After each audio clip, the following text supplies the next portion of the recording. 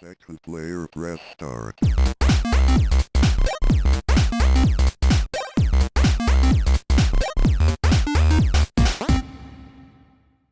Hello and welcome back to another episode of Second Play Press Start. My name is James, and as always, I'm joined by my friend and guy on the couch, Darren. Welcome to another episode. We're here tonight to talk about the newest the future. The future of video gaming. Yes. The future of internet games. This is it. Throw away all your hardware. Throw away your Xboxes, your PlayStations, your PCs. You don't need any of that anymore because Stadia is here to save us. To save us all. So we thought we would just kind of chat briefly about Google's kind of reveal of their streaming service, I guess you would call it. Yeah. And that is Google Stadia. So they had a keynote, what was it, a month ago, I want to say now? Somewhere in there, yeah. Ish, depending on when you're hearing this. And it may be a few weeks, I believe at E3, that are going to give some more info about this whole thing. So Google is you may have heard of them. They do the search at google.com. They also do a lot of other stuff. We should Google what they do because I need a good definition of what Google does. What Google does. If you've used the internet, you likely know who and what Google is, but they're now wanting to get into the video game market using technology that they've developed for other things like YouTube. They're constantly evolving in their tech and their cloud network. I don't know what you would... Yeah, just their infrastructure, right? Yeah. Because they have servers and server farms all over the world. They're rolling out, or going to be rolling out later this year, a service which we don't know at this point whether it's going to be you buy a game on their store and then you can play it, or if it's going to be like a Netflix subscription service where you pay a monthly fee and then you have access to a library of games, or it could be a mixture of both. Sure. They're not releasing any hardware like a box that you plug into a TV that plays the games. This is going to be delivered to you all through the power of the internet. And I actually had a chance to try this out firsthand as I was rolled into the Project Stream, right? Steam is the other guys. Yeah. The Project Stream beta, which was Assassin's Creed Odyssey, which that was the one we played on this podcast. Yeah, and you had played it in a browser window. Yeah, so they rolled out this test where I got access to this web page where I logged in with my Google account, and I clicked a button and I plugged in a USB controller, and like magic, I was playing a game through my browser. And because I live in Canada and this was only available to people in the States, I did some VPN hackery, and I was able to play this. But even despite using a VPN, the service was pretty dang smooth. Yeah, you mentioned. I remember that. There's even a little video I posted on our YouTube channel that has kind of my initial impressions of that beta, and they were quite positive. So I guess the beta was a success, and I guess they're kind of broadening the scale of this, and they're going to be releasing it as a service where you play games over the internet. And it doesn't seem to be bound by just a browser. It looks like you can play on your phone or your TV or your laptop, which I think is a great concept of lowering kind of the barrier to entry into playing games. Yeah. When you consider, so you just built a PC for gaming, right? Yeah. And that was you ordering the parts you needed and being able to put it together so that you could play PC games at a higher caliber than you played otherwise. Then there's also the fact that you have consoles and things like that, and many people have put money into consoles, and then your TV and so on and so forth. But for anybody to play essentially any game they want on their smartphone or just on their TV or in their browser window on their laptop or whatever, seems like a really compelling idea. I don't need to invest in hardware. In some cases, I don't even need another controller. I don't need to buy any specialized equipment. I can use the equipment that I use for work, that I use for school, that I use wherever, and have access to AAA titles that would cost me, if I had to get the console, if I had to get the PC and so on and so on, it could cost me a significant amount of money. I think that's really interesting, the idea of that the title we saw on the screen, but building a game platform for everyone, available to everyone. So that's kind of the promise of basically, use the things that you already have in your home to play video games. So then that would eliminate any need to, the next generation of consoles or graphics cards or whatever. Right. You're already set up because Google's handling all the hardware in their cloud, and they're taking care of that. So you don't have to worry about, buying the next Xbox or upgrading your graphics card. Sure. There's also the issue that so with console it's a little bit different, right? Because everybody who has an Xbox One, I mean, now they have the One S and a few different versions of things, right? But every time that you had the console, every game that you played on that console would have been the same if somebody else played it on a different console. Like, the experience is the same because the developers have built it for that platform. Right? Yeah. And that was the same across the platform, right? Whether you're playing on PlayStation and Sony's product, or whether you're playing on Microsoft's Xbox product or Nintendo and Switch and whatever, because it was developed for that platform, you could rest assured when the game started up, it would look as good on your platform as it did on somebody else's with the same version. PC has always been a bit different in that you have all these different modules, whether it's your graphics processing unit, your GPU, or your central processing unit, the CPU, and how fast your machine is and how robust it is. And that would determine how good of the quality of your graphics and your sound and stuff on the PC. And now what they're saying is that everybody's going to effectively have the same processing power at their fingertips through the internet. Yeah. And just like we stream, we watch Netflix and we stream the video and audio content, you're going to be streaming just the video and audio content of the video game to our screens. The only difference is that we're controlling them, we're interacting with them. So we also need to take our input controls, whether that's a handheld device or our phone's touch screen or whatever, and send that back to Google servers to then interact with the game so that everything that we're doing on the control side is pushed through back to the screen and the sound back to us. So obviously latency becomes a big part of that, right? Yeah. I remember a number of years ago, there'd been Sony was trying to mess around with this through I don't even remember the name of the program that they purchased, but there was also an upstart called OnLive. Yeah, which I did try back in the day. Right. And they had a similar idea behind it, is that we're going to offer a subscription model for games so that you can play games on the cloud or in the cloud. Use our servers, use the network that you already have, use the devices that you already have, and play. To be honest, I don't know what happened to it. It made a huge splash, and then we never heard much more about it after that. And I really think part of it is the infrastructure.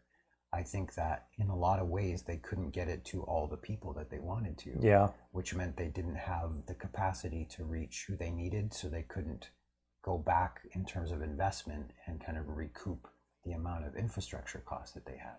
Yeah, I mean, streaming games over the internet definitely isn't a new thing. You mentioned on live. PlayStation actually has, they bought Gaikai, which was the kind of competitor to on live at the That could be the time. one I'm thinking of, yeah. And they've used that technology in their service called PlayStation Now, which is a streaming service. I think the reason that hasn't taken off yet is I think it was like $20 a month, which I think if you're like $10 a month seems to be the sweet spot for subscription stuff. Right. Yeah, that's a challenge with the business model though, right? Because if you think about it from a gamer perspective versus a moviegoer perspective, right? If I pay for my movie ticket, my $15 or $20 or $10, $15, whatever, somewhere in that range, right, to go watch a movie, and it's an hour and a half, maybe 3 hours at the top, and then it's done, right? I've completed that. If I want to see it again, I spend that much more for the ticket. Right. Now, if I own the movie, I spend maybe double that for my Blu-ray or whatever, or my digital copy, I download it or whatever. And now I have it, I can watch it whenever I want. With video games, we're talking about a huge investment in, especially in the AAA titles, where the purchase of the video game, instead of my $20 or $30 for the DVD, I'm spending like $80 or $90 for the game, right? So the idea of being able to spend $10 and play as much of any game you want, is the value for money is huge, right? But for some reason, without looking at it from that perspective, people don't seem willing to pay $20 a month for those games that they would put in huge amounts of hours into. Yeah. And I just think that's an interesting way to look at that business model. So however Google decides to do it, I think the business model is one of the make or break things for the platform. Yeah. Yeah, because like I said, these guys aren't the first to market with this kind of idea. Right. So yeah, I've tried on live, and that actually worked pretty well. It did, yeah. I remember. Even though it was like way back in the day. Like this must have been like 10 years ago, I want to say. Could have been, yeah. Like that far back. I'll take a quick look while you're chatting about it, but yeah. So yeah, it worked back then. I've tried PlayStation Now, but the price was just out of reach. And the game selection was primarily PS3 games, from what I remember.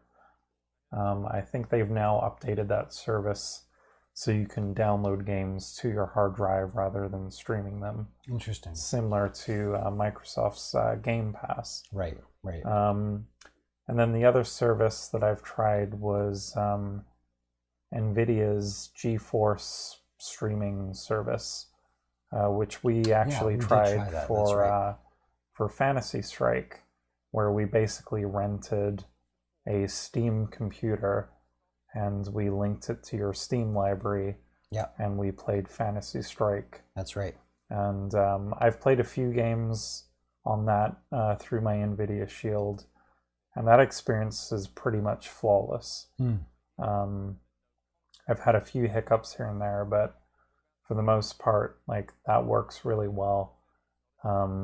So if anyone's really going to do this well, it's going to be Google, because we rely so much on their services every day. And they know how to handle some of the really base services at a really stable and fast level. Yeah. That was one of their prime directives for Google search, was it to be super fast, super consistent, super reliable. And I don't know if whenever I've set up a new device or a new machine and I want to make sure internet's working, I go to Google's homepage because I can guarantee it's never down, right? Right. And I think that's a really important thing to think about, because all of these other services, Google's been building their infrastructure to be worldwide, stable, and fast for decades now. And they're also a media company because of things like YouTube and stuff like that. So they're used to transferring huge amounts of data at high speeds with high quality content consistently for millions of users. So if anybody's, like you said, if anybody's going to do this, I think that they have the infrastructure and the capability in place to make this happen. Speaking of OnLive, it says here on Wikipedia they were founded in 2003, and in 2015 they sold their patents to Sony. So I think that's really interesting. Interesting. Yeah. Yeah, and I guess Microsoft's also getting into this market too. Yeah, you'd think that a lot of the players in the console market specifically would have to, because if this is that big of a disrupt where nobody needs to buy a console anymore, that could shift things significantly for their business models. Yeah. Now, that said, from the way that I understand the console market, consoles usually cost a significant amount of money to develop and to produce, to the point where, especially when you get a console on sale for like 199 plus games or whatever, you're actually not even covering the costs of the console anymore. Right. And they term that as a loss leader. The idea is that once the player has the console, they make up for the cost of it through the cost of the games and the royalties that Microsoft gets through bringing developers onto their network.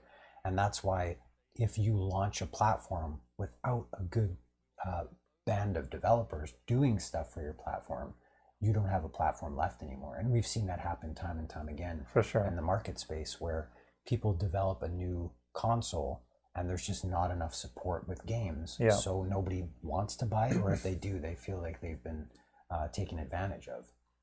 So that's one of the things that's happening with Stadia too, is them talking about the types of developers.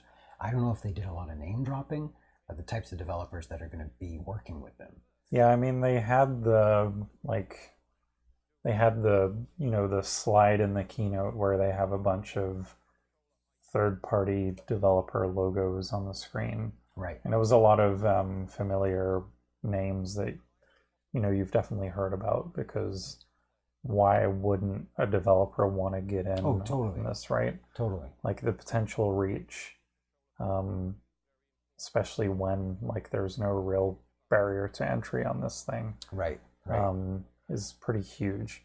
But yeah, if you consider that, let's say we do, I'm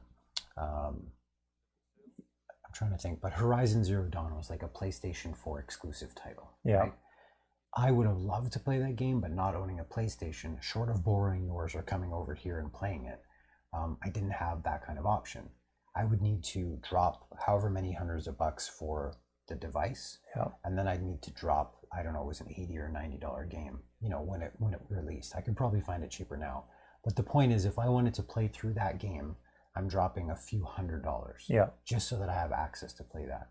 If in this case I can spend $10 maybe on a subscription and have a certain amount of access to that game wherever I want it, I could even play it like on my laptop in bed, providing I've got a mouse and a keyboard, or whatever the control scheme is, or just plug in my like a USB or this Wi-Fi controller. That's huge, right? And that like you said, the barrier to entry is so low that if they sold, I don't know, if it went gold or platinum with the PlayStation 4 title, how many more people could play it? How many more people could experience that game, be talking about that game, streaming content from that game? If they had more access to it. That's just mind-boggling. Speaking of even the streaming, because Google owns YouTube, the connectivity between those two services they showed is really interesting, right? Like, what was the thing you were saying about how you could be watching somebody play the video game on YouTube, and then hit the play now button, and then within a few seconds you're into that game. Right. They're even given scenarios of with the rise of streamers and guys playing games online, you could essentially join their game. Like if they're hosting some event where they're playing, say they're playing a basketball game, they could interact with their viewers saying, okay, once I finish this game, you're going to be brought into my next game, right? And we can play together. So yeah, Google really painted kind of a real good description of kind of their vision of what this service can do beyond how we play and interact with games today. Sure. Yeah, I mean, the fact that this is just a video stream, so like in theory, like the time it takes to load a YouTube video could be how quick we're playing Right. games rather than, Right. installing and, if you're on your computer, maybe updating drivers and like Right. all of that Right. headache kind of goes away. Well, even a few weeks ago, James and I were talking about playing Destiny 2 on, it was maybe longer than a few weeks ago now, but playing Destiny 2 on the PC. And James recently, he's got a new PC running, and I went to install the game and it was 80 gigs, 86 gigs or something like that. And I simply, I have my PC set up so I've got a game boot so I can boot into a Windows device and play a bunch of games, or then I can go to another system and do my work so there's no overlap, right? But I simply didn't have enough room to install Destiny 2. I just couldn't do it. Short of deleting a whole bunch of the games that I was playing, there's no way I could do it. So recently I bought a new hard drive, a new solid state hard drive. I had to go through the process of installing that, and now I have room. So then I went through and I downloaded the game and I've got it installed, and now we can play it. But I just think about how easy it would have been if James is like, hey, let's play this game together. I hit play, and yeah, now we're playing the game together. Even some of the PC games we've played, like Warframe or Apex Legends, just the fact that I had to download it, it's now currently right now it's sitting on my hard drive at home, and my computer's not even on, but it's still taking up that space. Yeah. And if I wanted to play a different game, then I have to get rid of that game to make the space or what have you. So just that ease of use, and because you're just sending a visual and an audio stream, video audio stream, I'm not really concerned about the settings. I'm not concerned about going to the options and making sure it fits for my machine, or that if my graphics card in particular can't handle like ambient occlusion technology or like anti-aliasing up to a certain level. It just works, right? Yeah. Just like when I'm playing on a console, I'm not going into the settings menu and messing with that kind of thing. And that's really compelling to me from a person who's mostly played PC games for my lifetime. Yeah, it's pretty exciting.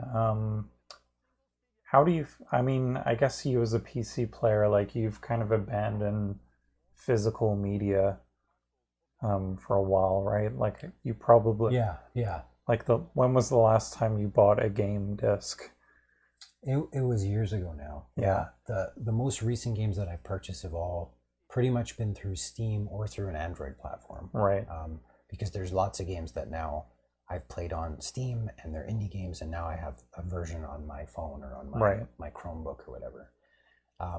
So the act of me buying a physical game disc is just, it's like decades old now. Yeah. It feels like. In fact, my computer doesn't even have a CD drive or a Right. DVD drive, Yeah. right? So I couldn't even install it if I wanted to. I had to go buy some external drive to install that. And I mean, that's honestly an issue I have now with some of the old games I'd like to play, but short of rebuying them or finding a way to get them onto the device. Yeah. It's just more work and more hassle. Yeah. So. Yeah, I mean, I'm torn because a part of me likes having that shelf with all my games on it. Sure, like a bookshelf, right? People collect books, people collect games, music, all that kind of stuff. I mean, I've got, a collection of games going back a couple of generations now, and it's, even though maybe I don't go back and play those games, but knowing that I can grab that disc off the shelf and pop it into a console and it just working. Right. It's getting a little trickier now with games that generally need to be connected to the internet in order to work. Right. Like if those servers go down, you're kind of hooped. So maybe going forward, it's not going to be such a big deal to own game physical media, kind of like movies now. Right. Like there used to be a point in time where I bought DVDs or Blu-rays of movies that I really liked. Sure.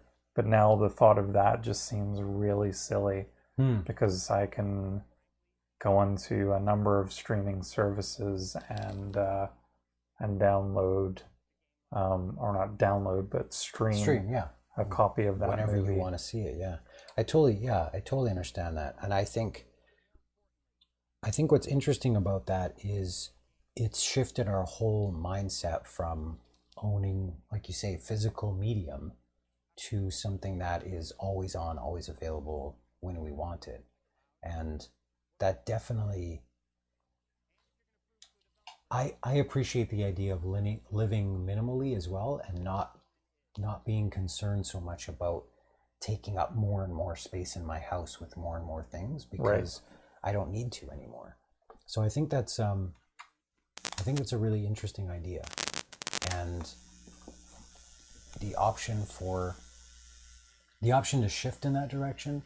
I think when you talk about old games specifically, the fact that there's a lot of emulators available on in the PC market means that maybe through a service like this, maybe there'll be some contacts made through, I don't know, maybe not Nintendo, right? Maybe, but through other developers to play some of their older content through, like we played, what was it called?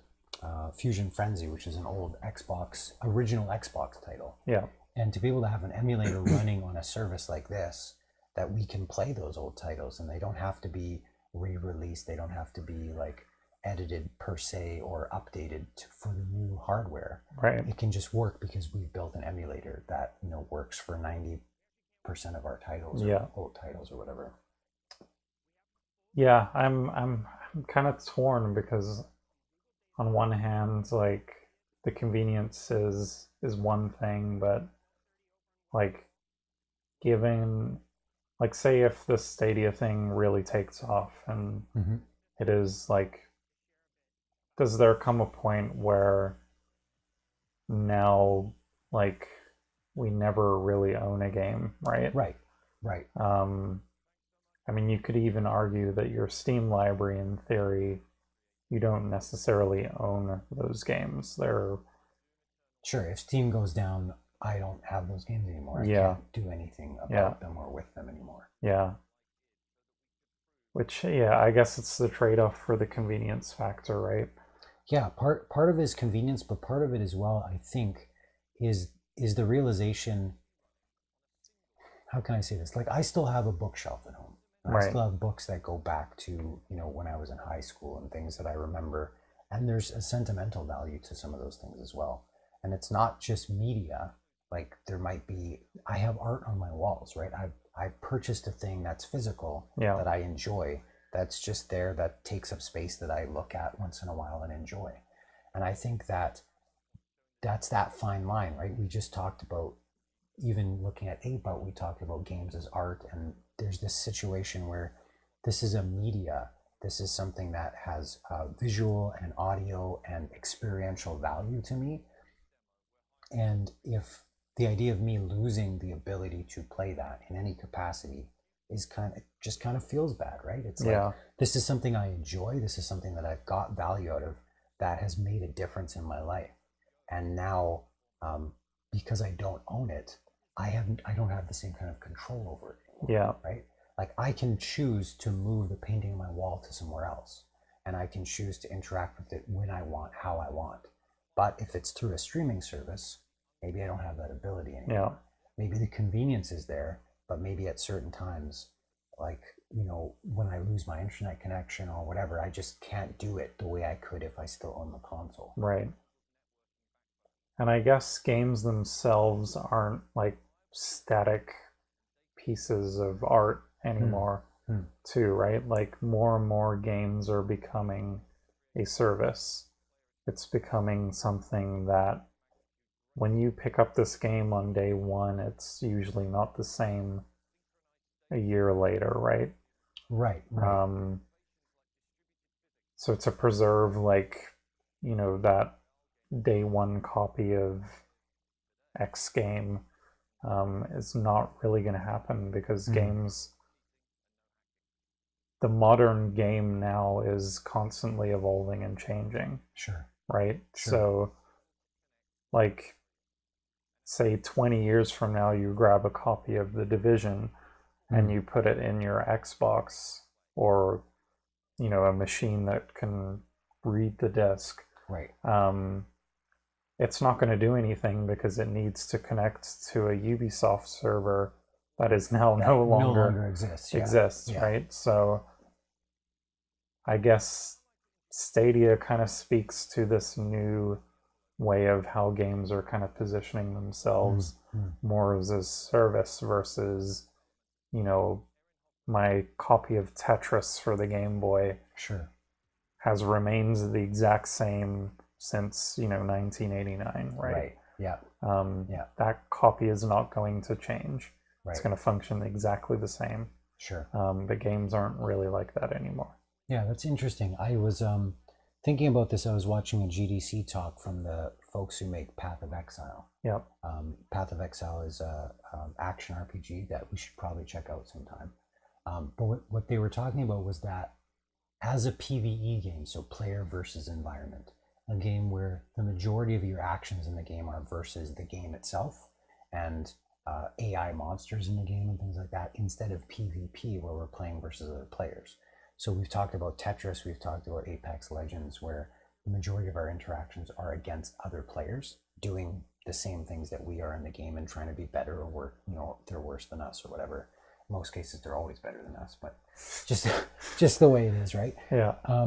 But in a game like Path of Exile, which is an action RPG, we're playing against the environment. And they were saying that, generally speaking, most PvP games, player versus player, multiplayer games, will grow and scale over time. Right. Because you're introducing more players, and once you hit critical mass, the game continues to develop and continues to grow, and they add more content and more players come into the game, and they have more players to play against now. Yeah. And it continues to grow. That's why League of Legends is as big as it is now, and Fortnite continues to grow, and Apex Legends, and so on. Whereas PvE games, their biggest player count is right when they release. Generally speaking, a whole bunch of people buy the game, and the curve is inverse. So instead of starting lower and going up, instead it starts really high, like your Resident Evil games, your single player, right? They all go down because over time, 5 years from now, people aren't playing Resident Evil 5 anymore, right? It's just much fewer people are playing that. Whereas more people are now playing League of Legends, even though it's 5-10 years old or whatever it is. And they were mentioning specifically with Path of Exile how, because of some of their design methodologies, even though it's a PvE game, the way they're doing content and releasing content and their schedules and stuff, they're increasing their player count, which I found fascinating.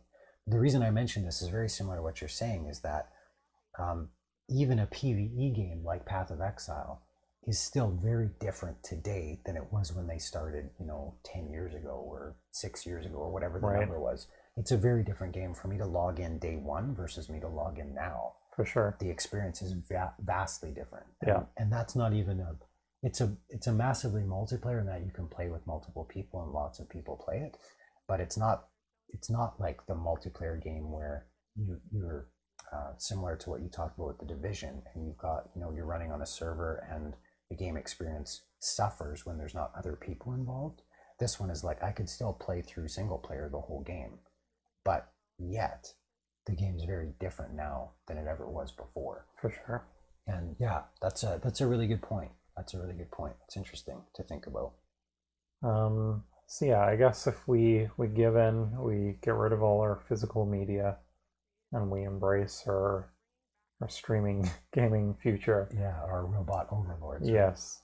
Do you think this is a service that you would kind of buy into? And so when I think about the games that I play today on a concurrent basis, right, a lot of the stuff I'm playing happens to be free to play. Yeah. So I'm not paying on a regular basis a subscription model or anything like that to play what I'm playing. Once in a while, I'll pick up a new game on a Steam sale, and that's, that can be anywhere from $1 to like $10 or something like that. Right. So my gaming activities aren't costing me much today, but I'm still getting a lot of value out of what I am playing. To move to a subscription model, let's say that was 2 or 3 times that, I don't know if you could convince me to make that leap. Yeah. But if it meant that I could play games that I've always wanted to try, Mm-hmm. that even today or 10 years ago, that there was these exclusive titles, things I never had access to that I always wanted to give a shot. Yeah. And if you could tell me that for $10 I'd have access to that for a month, I probably would. Yeah. Yeah.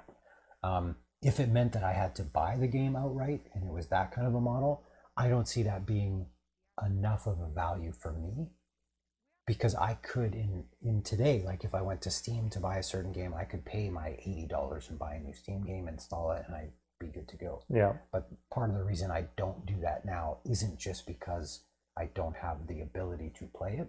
There's a lot more things in there in terms of opportunity cost and my involvement in other activities, and For sure. and just the monetary value of it as well. Yeah, I think for me, if this is, because they haven't really announced at this point whether this is going to be like a traditional, like there'll be a store and you buy Assassin's Creed and now that's in your library and you can stream that whenever you want. Right. That scenario is less appealing to me because I could buy a copy of Assassin's Creed when it goes on sale. Right. I could buy it on the used market where it's going to be a bit cheaper. I could then later sell that copy or trade it in, get some money back. Like there's a bit more flexibility there. If it is a subscription service, which I think is kind of the way to go, depending on their library and their offering, I would probably have to give up, one of my other subscription costs that I'm paying, whether that was Game Pass or, PlayStation Now or one of the other services that I'm paying for. I would probably sacrifice one of those services to pay for this because I'm the type of guy that just likes to experience a lot of stuff. I like trying new games. Right. I like experiencing as much in gaming that I can, which is why Game Pass has been pretty phenomenal because they're always adding stuff, and it's just a great way to try new games. And you may find that one game that you'll stick with, but the type of player that I am, I like to sample lots of stuff. There may be a few games that I'll kind of stick to, but generally I like to try lots of things. So the prospect of having a monthly cost where I can easily access a library of games from any device that I have. Sure, and just sample. And just samples sounds pretty appealing. Right. But yeah, at this point, we don't know if it's going to be just a traditional store or if it's going to be a streaming, like all-you-can-eat monthly service. Sure. And I think that's what will make or break this service. Yeah, other things they kind of announced, I guess they're having their own kind of dedicated controller. Right. It sounds like you can plug in any USB device and it'll work with this service, but the advantage of buying their controller is that it connects directly to their servers, which reduces latency, which makes complete sense. For sure. And I could see them having, in retail, you buy the controller and you get 3 months of the service. Right. As kind of an incentive to get on their platform, right? Yeah.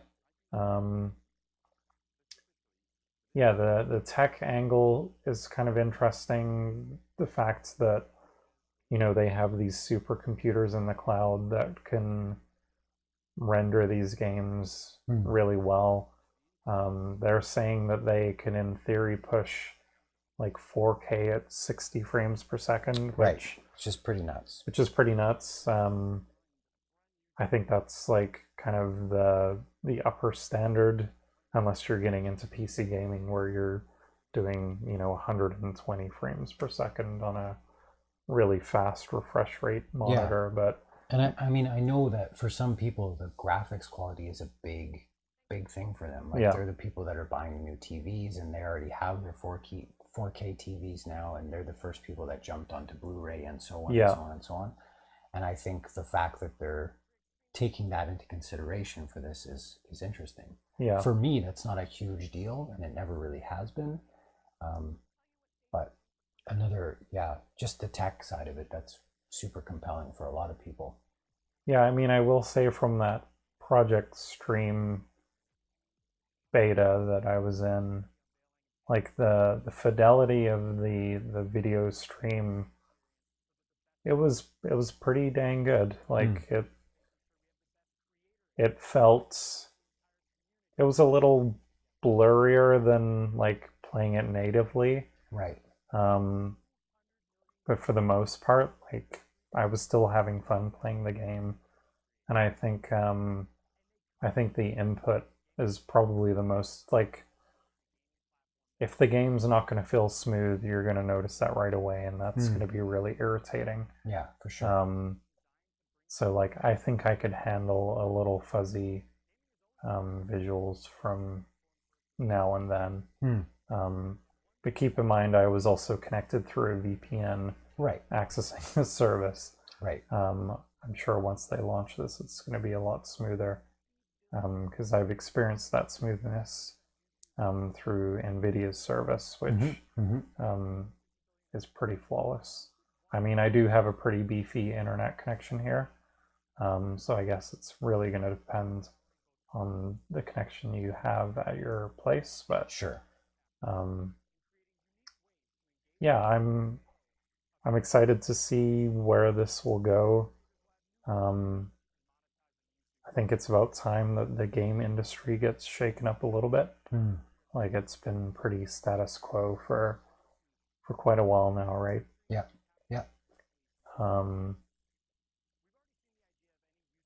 Yeah, I guess the only thing that makes me a little leery is, can we trust Google to kind of, if they're going to be the future gatekeepers of this, can we trust them with something we hold pretty dear to us, right? Right. That is a little bit of a concern. But it sounds like Microsoft's kind of getting into the same market. They're going to be launching a cloud service. Sony has already done this, but haven't had much success. So who knows where that's going to go? Right. And I think there'll always be, the PC will keep trucking along doing its thing. Nintendo's still going to be Nintendo. So, well, you have to assume that if a developer is going to work with this system and they're building it, I believe it's going to be running on the Linux system, is how I understood it. To be able to port it to another PC from there or to another console from there, whatever, backwards compatibility, whatever. If they think there's enough market for that game in another platform, then why wouldn't you release it, right? Yeah. So I don't see that this is going to disrupt gaming, I think, but probably not to the scale where everybody flocks to the system and then all of a sudden nobody's on console anymore, things like that. So, because if you have a console, it's not going to stop what people are doing or developing or releasing for that platform. Yeah, I mean, I guess you could look at it like Netflix, right? Like Netflix is there and it's a pretty dominant player, but you still can, subscribe to a cable service or satellite, or there's a number of other streaming services that you can buy into, right? Sure. Yeah, I guess we'll kind of wait and see what happens. Definitely. Did you have anything else to add before we stop streaming? No, I think we covered all of it. I think I'm excited for the future. I'm excited to see what new things come out, what new kind of interactions we see because of this type of technology. And there's been a lot of ideas I've seen in video games that were compelling when I first heard about them, but then I never felt that they were taken to that next level, right? Yeah. Whether it was VR, whether it was motion controls, whether it was using different devices for different people to play the same game. I've seen some games take that and run with it, but only those individual games and not necessarily a whole platform. For sure. So I'm interested to see how this new technology shapes how games are made going forward, and some of the things that we can see happening when everybody's playing on the same server. Yeah. That's a really interesting idea to me. Yeah. And I guess one last thing. I guess it's interesting that Google's actually going to be developing their own games. Which, I mean, first party, whether it's, Nintendo or Sony or Microsoft, they're generally the guys that will showcase what their platform can do the best, right? And then people will generally follow that. So it's interesting that Google's started their own game development studio, right? Which is headed up by Jade Raymond, who I believe was she was one of the creators of Assassin's Creed. Interesting. So yeah, they've and then Phil Harrison is also running this, who was a former who's one of the head guys at PlayStation back in the day. Okay. I know he did a lot of stuff in the PS2, PS3 era of stuff. So it seems like they know what they're doing.